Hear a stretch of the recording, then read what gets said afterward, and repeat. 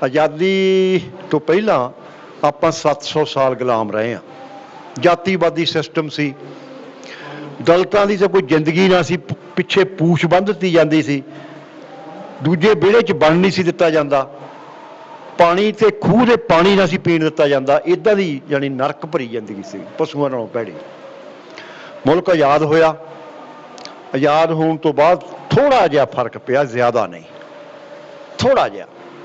संविधान लिखिया, उस संविधान की आप गुण तो बड़े गाने आ, बहुत लोग इस करके संविधान के गुण गाई जाते भी वो लिखण वालियां च डॉक्टर अंबेदकर जिहड़ा कि शूदरां चों सी, वो विच सीगा, इस करके उस संविधान नूं डॉक्टर अंबेदकर का संविधान कही जाते हैं।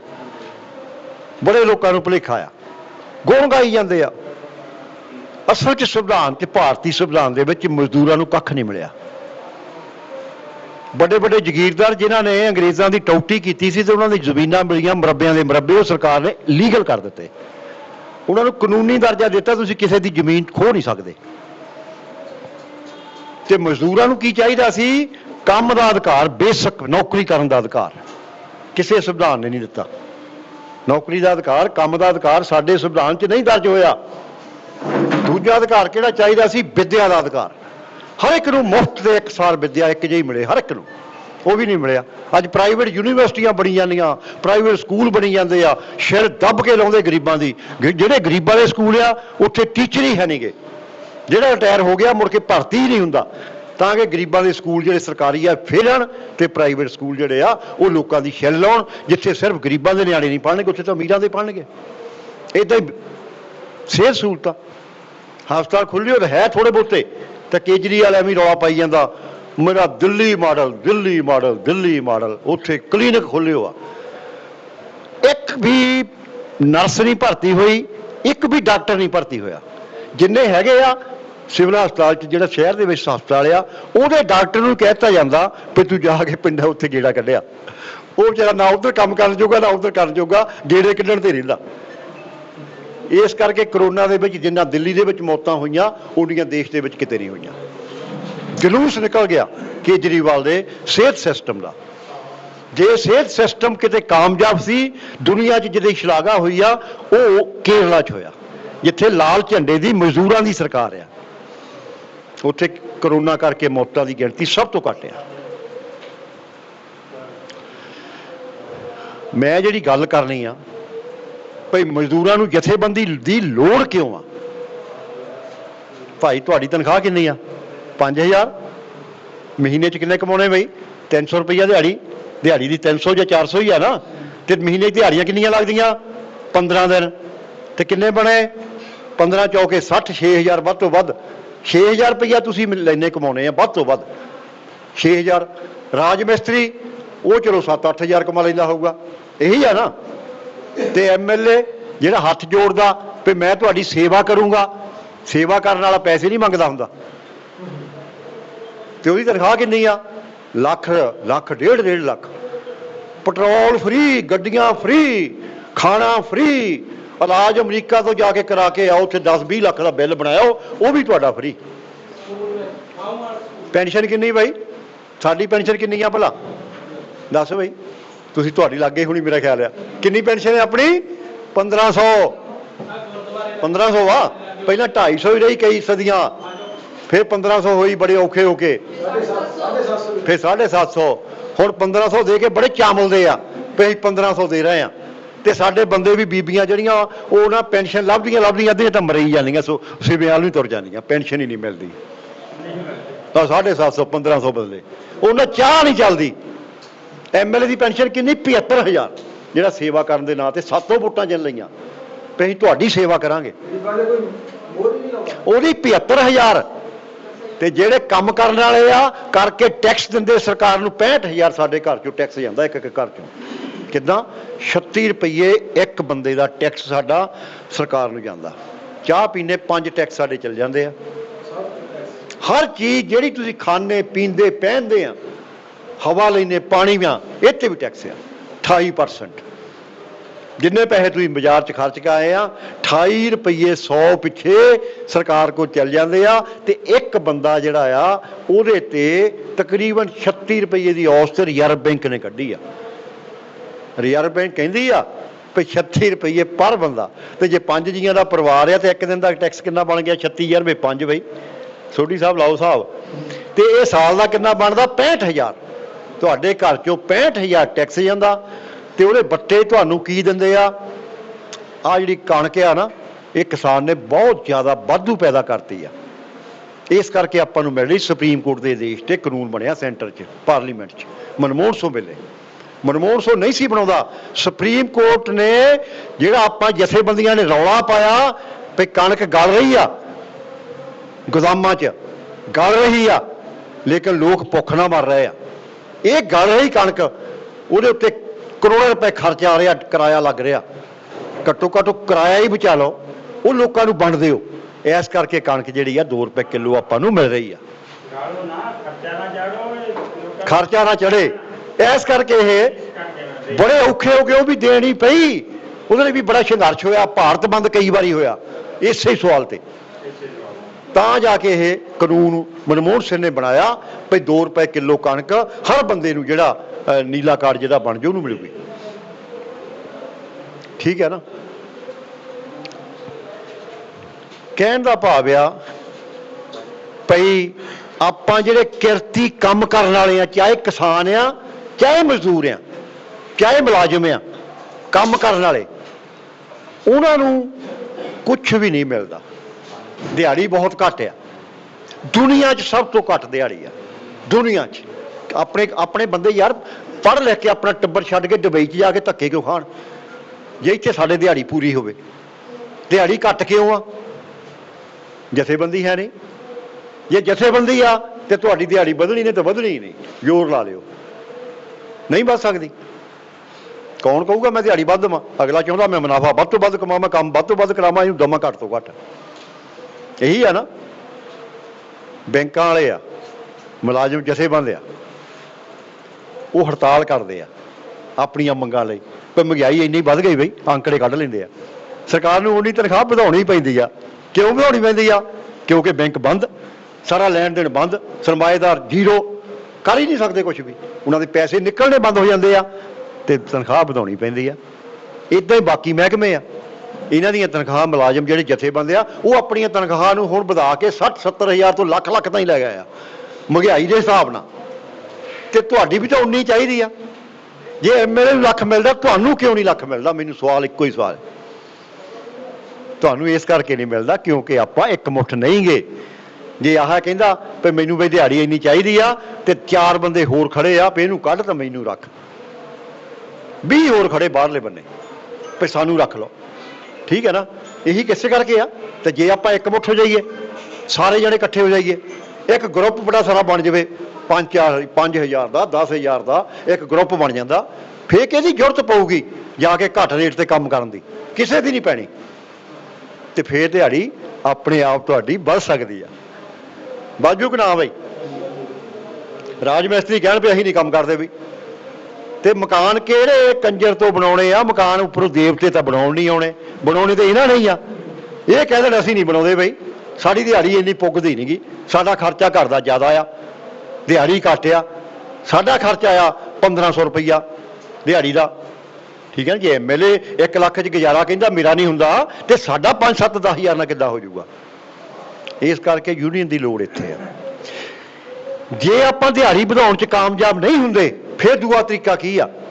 फिर दूआ तरीका आ कि असीं बाकी दीयां मंगां जिथे साडी छिल लैंदी आ ਉਹਦੇ ਲਈ लड़ाई लड़ीए। की महंगाई आ तेल आ 50 रुपये का तेल सी विकदा विकदा तुहानूं हुण 200 ਨੂੰ मिलदा कि नहीं मिलदा?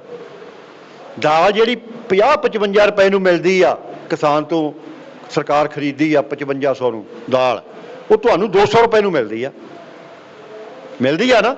तो जे सरकार यही चीज़ां जिहड़ियां प्याज आ, प्याज नासिक च पैदा हुंदा 2 रुपए किलो आ, उत्थे किसान बेचारा 5 मंगदा, ਉਹਨੂੰ 5 नहीं मिलते, गोलियां मिलदियां, लाठियां मिलदियां।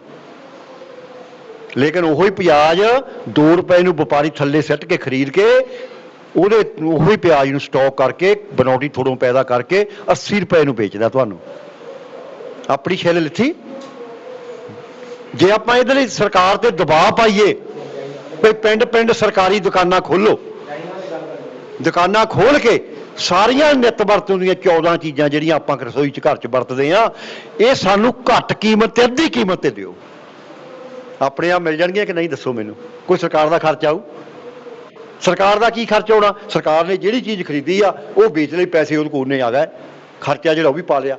ਸਰਕਾਰ ਦਾ ਕੋਈ ਖਰਚ ਨਹੀਂ। ਮੁਫਤੋਂ ਮੁਫਤ ਗਰੀਬਾਂ ਨੂੰ ਮਹਿੰਗਾਈ ਤੋਂ ਰਾਹਤ ਦਵਾਈ ਜਾ ਸਕਦੀ ਆ, ਪਰ ਦਵਾਉਣ ਨੂੰ ਤਿਆਰ ਆ। ਚਾਹੇ ਕਾਂਗਰਸ ਦੀ ਵੀ ਆਪਾਂ ਬਦਲੀ ਆ, ਅਕਾਲੀ ਵੀ ਲਿਆਂਦੇ, ਬੀਜੇਪੀ ਵੀ ਲਿਆਂਦੀ ਆ, ਹੁਣ ਆਪ ਦਾ ਚੰਦ ਵੀ ਚੜਿਆ। ਦੇਖ ਲਓ, ਜਿਹਨੂੰ ਕਹਿੰਦੇ ਸੀ ਬਦਲ ਬਦਲ ਚਾਹੀਦਾ, ਕੇਜਰੀਵਾਲ ਕੇਜਰੀਵਾਲ ਮਾਰ ਕੰਧਾਂ ਤੇ ਖੂਹਾਂ ਤੇ, ਕੇਜਰੀਵਾਲ ਇੱਕ ਮੌਕਾ, ਕੇਜਰੀਵਾਲ ਦੇਤਾ ਮੌਕਾ ਬਈ। ਹੁਣ ਠੀਕ ਹੈ ਨਾ ਗੱਲ? ਹੁਣ ਫੇਰ ਕੀ ਮਹਿੰਗਾਈ ਘਟ ਗਈ? ਜਿਹਦੀ ਸਰਕਾਰ ਬਣੀ ਆ ਮਹਿੰਗਾਈ ਪਹਿਲੇ ਨਾਲੋਂ 10 ਗੁਣਾ ਵਧੀ ਆ। ਕਿਉਂ ਵਧੀ ਆ? ਕਿਉਂਕਿ ਉਹਨੇ ਪੈਸੇ ਕਿਹਤੋਂ ਲਏ? ਵਪਾਰੀਆਂ ਤੋਂ। ਤੇ ਵਪਾਰੀਆਂ ਨੂੰ ਕੌਣ ਕਹੇ ਰਾਣੀ ਅੱਗਾ ਟੱਕ? ਜਿਹਨਾਂ ਤੋਂ ਪੈਸੇ ਲੈ ਕੇ ਇਲੈਕਸ਼ਨ ਲੜੀ ਆ, ਉਹਨਾਂ ਦੇ ਖਿਲਾਫ ਕੋਈ ਬੋਲੂ? ਨਹੀਂ ਬੋਲੂਗਾ। ਇਹ ਸਰਕਾਰਾਂ ਕੌਣ ਬਣਾਉਂਦਾ? ਵੋਟਾਂ ਤੁਸੀਂ ਪਾਉਣੇ ਆ। 99% ਵੋਟ ਤੁਹਾਡੀ ਗਰੀਬਾਂ ਦੀ ਆ, ਕਿਸਾਨਾਂ ਦੀ, ਮਜ਼ਦੂਰਾਂ ਦੀ, ਮੁਲਾਜ਼ਮਾਂ ਦੀ। ਪਰ ਅਸੀਂ ਅਸਲ 'ਚ ਵੋਟਾਂ ਪਾਉਣ ਵਾਲੇ ਆ। ਸਰਕਾਰ ਕਿਹਨੂੰ ਵੋਟਾਂ ਪਾਣੇ? ਜਿਹਦੀ ਹਵਾ ਆ, ਪਹਿਲੀ ਹਵਾ ਆ, ਜਿੱਤਣਾ ਆ। ਪਹਿਲੇ ਨੰਬਰ ਤੇ ਉਹਨੂੰ ਪੈ ਜਾਂਦੀਆਂ, ਦੂਏ ਨੰਬਰ ਤੇ ਉਦੋਂ ਤੂਗਾ। ਉਹਨੇ 3 ਟੀਮਾਂ ਸਰਮਾਏਦਾਰਾਂ ਨੇ ਖੜੀਆਂ ਕੀਤੀਆਂ, ਯਾਰੇਦਾਰ ਘਰਾਣਿਆਂ ਨੇ। ਉਹ ਤਿੰਨਾਂ ਨੂੰ ਪੈਸੇ ਦਿੰਦੇ ਆ। ਕਾਂਗਰਸ ਨੂੰ ਵੀ ਪੈਸੇ ਦੇਣੇ ਆ, ਬੀਜੇਪੀ ਨੂੰ ਵੀ ਦੇਣੇ ਆ। ਜਿਹੜੀਆਂ ਇਹਨਾਂ ਦੀਆਂ ਵੋਟਾਂ ਤੋੜਨ ਵਾਲੀ BSP, ਹਾਥੀ ਹੂਥੀ ਜੋ ਵੀ ਆ, ਅਕਾਲੀ ਦਲ ਮਾਨ ਜਾਂ ਫਲਾਨਾ ਢੀਂਗੜਾ, ਸਾਰਿਆਂ ਨੂੰ ਪੈਸੇ ਦੇਣੇ ਆ। ਜਿਤਾਉਣਾ ਕਿਹਨੂੰ ਆ? ਜੇ ਬੀਜੇਪੀ ਨੂੰ ਜਿਤਾਉਣਾ ਆ ਤੇ ਫਿਰ ਹਾਥੀ ਵਾਲਿਆਂ ਨੂੰ ਵੀ ਦੱਬ ਕੇ ਪੈਸੇ ਦੇ ਦਿਓ, ਤਾਂ ਕਿ SC ਵੋਟ ਜਿਹੜੀ ਖਿੱਲਰ ਖੁੱਲਰ ਜਾਵੇ ਤੇ ਉਹਨਾਂ ਦੀ ਵੋਟ ਜਿਹੜੀ ਉਹਨਾਂ ਨੂੰ ਵੱਜੀ ਪੈ ਜਾਵੇ। ਚੱਲ ਜਿੱਤ ਗਏ, ਅਕਾਲੀ ਜਿੱਤ ਜਾਣਗੇ, ਅਕਾਲੀ ਵੀ ਉਹੀ ਆ, BJP ਵੀ ਇੱਕੋ ਹੀ ਗੱਲ ਆ। ਇਸ ਕਰਕੇ ਸਰਮਾਏਦਾਰ ਫੈਸਲਾ ਕਰਦਾ ਵੀ ਅਸੀਂ ਹੁਣ ਜਿਤਾਉਣਾ ਕਿਹਨੂੰ ਆ, ਉਹਨੂੰ ਪੈਸੇ ਜ਼ਿਆਦਾ ਦੇ ਦਿਓ, ਦੂਏ ਨੂੰ ਦੂਏ ਨੰਬਰ ਤੇ ਦੇ ਦਿਓ। ਜਿਹੜੇ ਉਹਨੂੰ ਜਿਤਾਉਣ ਵਾਲੇ ਆ, ਵੋਟਾਂ ਤੋੜਨ ਵਾਲੇ ਆ, ਉਹਨਾਂ ਨੂੰ ਵੀ ਪੈਸੇ ਦੇ ਦਿਓ। ਤੁਸੀਂ ਵੀ ਡੋਰੂ ਖੜਕਾਈ ਜਾਓ। ਜਿੱਤ ਗਿਆ ਜਿਹਨੂੰ ਜਿਤਾਉਣਾ, ਤੇ ਉਹ ਜਿਤਾ ਕੇ ਕੰਮ ਫਿਰ ਕਿਹਦਾ ਕਰੂ? ਕੀ ਤੁਹਾਡਾ ਕਰੂ? ਤੁਹਾਡਾ ਨਹੀਂ ਕਰੂਗਾ, ਤੁਹਾਡੇ ਤੇ ਹੋਰ ਭਾਰ ਪਾਊਗਾ। ਤੁਹਾਨੂੰ ਮਹਿੰਗਾਈ ਵਪਾਰੀਆਂ ਨੂੰ ਕਹੂਗਾ ਲੁੱਟੋ ਯਾਰ, ਜਿੰਨਾ ਲੁੱਟਣਾ ਲੁੱਟ ਲਓ, ਅਸੀਂ ਤੁਹਾਨੂੰ ਕੱਖ ਨਹੀਂ ਕਹਿੰਦੇ। ਦਾਲ 250 ਵਾਲੀ ਭਾਵੇਂ 200 ਨੂੰ ਵੇਚੋ, ਚਾਹੇ 300 ਨੂੰ ਵੇਚੋ, ਜਿੰਨੇ ਨੂੰ ਵਿਕਦੀ ਵੇਚੀ ਚਲੋ। ਗੰਢੇ ਜਿਹੜੇ ਆ 2 ਰੁਪਏ ਖਰੀਦੋ ਤੇ 100 ਨੂੰ ਵੇਚੋ, 80 ਨੂੰ ਵੇਚੋ, ਜੋ ਵੇਚਣਾ ਵੇਚੋ, ਕੋਈ ਗੱਲ ਹੀ ਨਹੀਂ। ਅਸੀਂ ਤੁਹਾਨੂੰ ਕੁਛ ਨਹੀਂ ਕਹਿੰਦੇ। ਤਾਂ ਫੇਰ ਭਾਈ ਉਹ ਮਰਜ਼ੀ ਕਰਨਗੇ, ਮਰਜ਼ੀ ਕਰਨਗੇ ਨਾ। ਤਾਂ ਫਿਰ ਲੁੱਟ ਕੌਣ ਹੋਊਗਾ? ਜਿਨ੍ਹਾਂ ਨੇ ਸਾਰੀਆਂ ਚੀਜ਼ਾਂ ਖਰੀਦਣੀਆਂ। ਲੁੱਟ ਹੋਣਾ ਗਰੀਬ ਸਭ ਤੋਂ ਵੱਧ। ਤੇ ਫਾਇਦਾ ਕਿਹਨੂੰ ਹੋਣਾ? ਵਪਾਰੀ ਨੂੰ, ਜਿਹੜਾ ਅਮੀਰ ਆ। ਉਹਦਾ ਅਮੀਰ ਜਿਹੜਾ ਆ ਉਹਨੇ ਅਮੀਰ ਬਣੀ ਜਾਣਾ ਤੇ ਗਰੀਬ ਜਿਹੜਾ ਉਹ ਗਰੀਬ ਹੋਈ ਜਾਂਦਾ। ਇਸ ਕਰਕੇ ਅੱਜ ਆ ਜਿਹੜਾ ਟਾਟਾ ਆ ਜਿਹੜਾ ਅੰਬਾਨੀ ਆ, ਇਹਦੀ 200 ਲੱਖ ਕਰੋੜ ਪ੍ਰਾਪਰਟੀ ਬਣ ਗਈ ਆ। ਤੁਸੀਂ ਤੁਹਾਤੋਂ ਗਿਣੀ ਨਹੀਂ ਹੋਣੀ ਕਿੰਨੀਆਂ ਹੈ, ਨਹੀਂ ਤਾਂ ਮੈਨੂੰ ਕੋਈ ਗਿਣ ਕੇ ਦਿਖਾ ਦੇਵੇ ਕਿੰਨੇ ਪੈਸੇ ਬਣਦੇ ਇਹ। 200 ਲੱਖ ਕਰੋੜ। ਇਹ ਅੱਜ ਤੋਂ 10 ਸਾਲ ਪਹਿਲਾਂ ਸੀ। ਉਹ ਸਾਲ ਬਾਅਦ ਜਦੋਂ ਦਾ ਮੋਦੀ ਆਇਆ, ਸਾਲ ਬਾਅਦ ਦੁੱਗਣੀ ਹੋਈ ਜਾਂਦੀ ਆ। ਇੱਕ ਬੰਦੇ ਦੀ, ਇੱਕ ਬੰਦੇ ਦੀ। ਸਾਰਾ ਮੁਲਕ ਇਹ ਨਹੀਂ ਸਾਂਭ ਲੈਣਾ। ਔਰ ਜਿੱਦਾਂ ਜਿੱਦਾਂ ਨਹੀਂ ਸਾਂਭੀ ਜਾਣਾ, ਤੁਹਾਨੂੰ ਖਾਣ ਵਾਲੀਆਂ ਚੀਜ਼ਾਂ ਉੱਦਾਂ ਹੋਰ ਮਹਿੰਗੀਆਂ ਮਿਲਣੀਆਂ। ਅੱਜ ਤੁਹਾਨੂੰ ਪਾਣੀ ਬੋਤਲਾਂ 'ਚ ਮਿਲਦਾ 20 ਰੁਪਏ ਬੋਤਲ।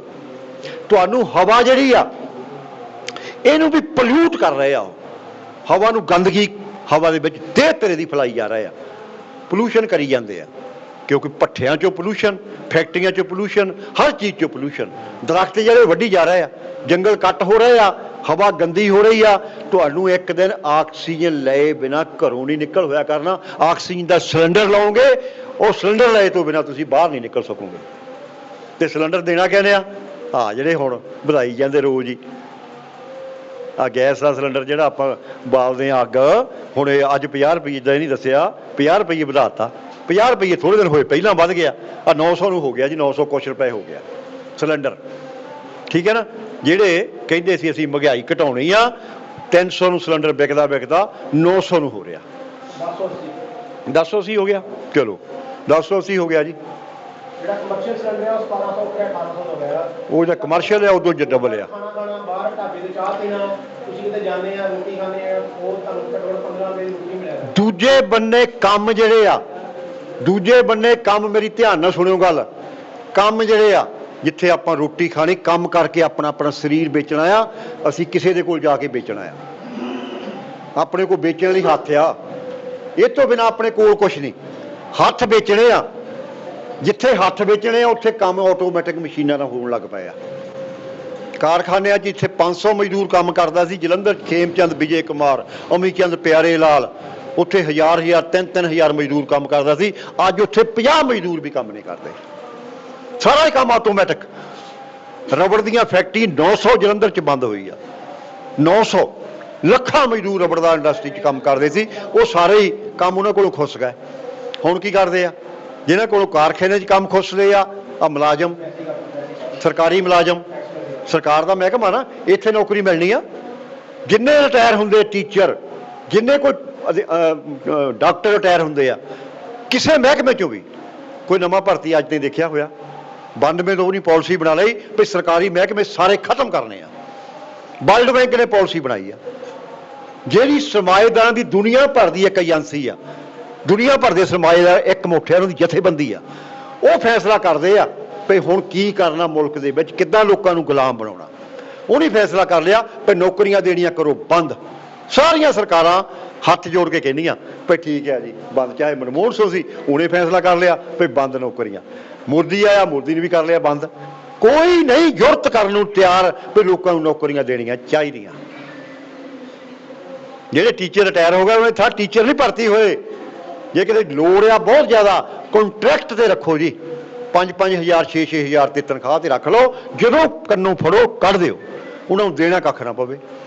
ਇਹ ਆ। ਤੇ ਜਿਹੜੀਆਂ ਪਬਲਿਕ ਸੈਕਟਰ 'ਚ ਨੌਕਰੀਆਂ ਮਿਲਦੀਆਂ ਸੀ, ਪਬਲਿਕ ਸੈਕਟਰ ਬਣਾਇਆ ਰੇਲਵੇ, ਰੇਲਵੇ 'ਚ 25 ਲੱਖ ਬੰਦਾ ਸੀ ਕੰਮ ਕਰਦਾ ਜਿੱਲੇ ਆਜ਼ਾਦੀ ਹੋਈ ਆ, ਸਾਨੂੰ ਮਿਲੀ ਆ 25 ਲੱਖ। ਜਿਹੜਾ 25 ਲੱਖ ਸੀ ਘਟਦਾ ਉਹਨੂੰ ਆਊਟਸੋਰਸਿੰਗ ਤੇ ਕੰਮ ਸ਼ੁਰੂ ਕਰਾ ਲਿਆ, ਠੇਕੇ ਤੇ ਕਰਾ ਲਿਆ, ਉੱਥੇ ਹੁਣ 10 ਲੱਖ ਮਜ਼ਦੂਰ ਰਹਿ ਗਿਆ। ਜਦ ਕਿ ਰੇਲਵੇ ਕਈ ਗੁਣਾ, ਲਾਈਨਾਂ ਨਵੀਆਂ ਬਣੀਆਂ, ਰੇਲਵੇ ਗੱਡੀਆਂ ਨਵੀਆਂ ਬਣੀਆਂ, ਉੱਥੇ ਕਾਮਿਆਂ ਦੀ ਗਿਣਤੀ 25 ਲੱਖ ਦੀ ਬਜਾਏ ਕਈ ਕਰੋੜ ਬਣਨੀ ਚਾਹੀਦੀ ਸੀ, ਕਈ ਕਰੋੜਾਂ ਨੂੰ ਕੰਮ ਮਿਲਣਾ ਚਾਹੀਦਾ ਸੀ। ਹੋਇਆ ਉਲਟ, 10 ਲੱਖ ਰਹਿ ਗਿਆ। ਹੁਣ ਰੇਲਵੇ ਪ੍ਰਾਈਵੇਟ ਕਰ ਦਿੱਤੀ, ਹੁਣ ਰੇਲਾਂ ਗੱਡੀਆਂ ਪ੍ਰਾਈਵੇਟ ਕਰਤੀਆਂ, ਰੇਲਵੇ ਸਟੇਸ਼ਨ ਪ੍ਰਾਈਵੇਟ ਕਰਤੇ। ਹੁਣ ਕੀ ਹੋਣਾ, ਹੁਣ ਉੱਥੇ 2 ਲੱਖ ਮੁਲਾਜ਼ਮ ਰਹਿ ਜਾਣਾ, ਬਾਕੀ ਸਾਰਿਆਂ ਦੀ ਛੁੱਟੀ। ਕਿਉਂਕਿ ਉਹਨਾਂ ਨੇ ਤਾਂ ਮੁਨਾਫੇ ਲਈ ਕੰਮ ਕਰਨਾ ਨਾ, ਜਿਹੜੇ ਸਰਮਾਏਦਾਰ ਉਹਨੂੰ ਤਾਂ ਮੁਨਾਫਾ ਚਾਹੀਦਾ। ਉਹਨੇ ਕਿਰਾਏ ਵੀ ਵੱਧ ਲੈਣੇ ਆ। ਬਾਦਲ ਦੀ ਬੱਸ ਜਾਂਦੀ ਦਿੱਲੀ 2500 'ਚ ਜਾਂਦੀ ਆ,